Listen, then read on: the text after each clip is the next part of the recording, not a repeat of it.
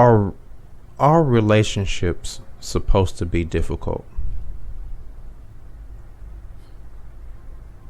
Yes, because people are difficult. You know, you and I have a lot of conversations, and we agree a lot, and we disagree a lot. Right, and right. It's always a great conversation. Right. Let me ask you this, though. Okay.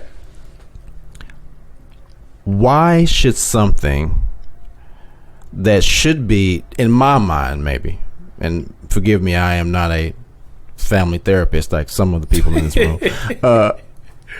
It doesn't seem like between two healthy people that relationships should be that hard, because it seems the foundation of a healthy relationship should, one of the tenets of it should just be a mutual respect for each other. Mm-hmm. Which, if you have a mutual respect for each other, that is going to affect the decisions that you make with each other and away from each other. Is one of the are the things that make relationships difficult, not that relationships are inherently difficult, but that people just do dumb shit or don't treat each other in a way that they know they should, because we all know what we should and shouldn't do.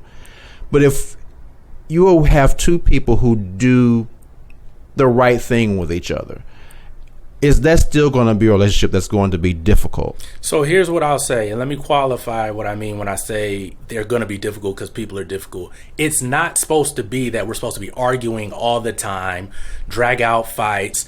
We're not supposed to have disdain for each other. There's not supposed to be disrespect going back and forth. It is supposed to be a relationship that's enriching, empowering, encouraging, and allowing you to grow. Okay. Granted, there are stuff that are going to happen because you're two different people who are raised in two different households, who have two different beliefs, even about the same concepts. So there's going to be difficulty in, if you're trying to form a long-term relationship, how do you weld those two things together? Like, how do you blend two people who have their own ideologies until they, before they met each other, and how do you make that cohesive? That's going to be difficult. That's why communication is so important, because if you can't communicate, you can't get what you mean out. And so many arguments and disagreements come because people aren't able to articulate what they mean or how they feel.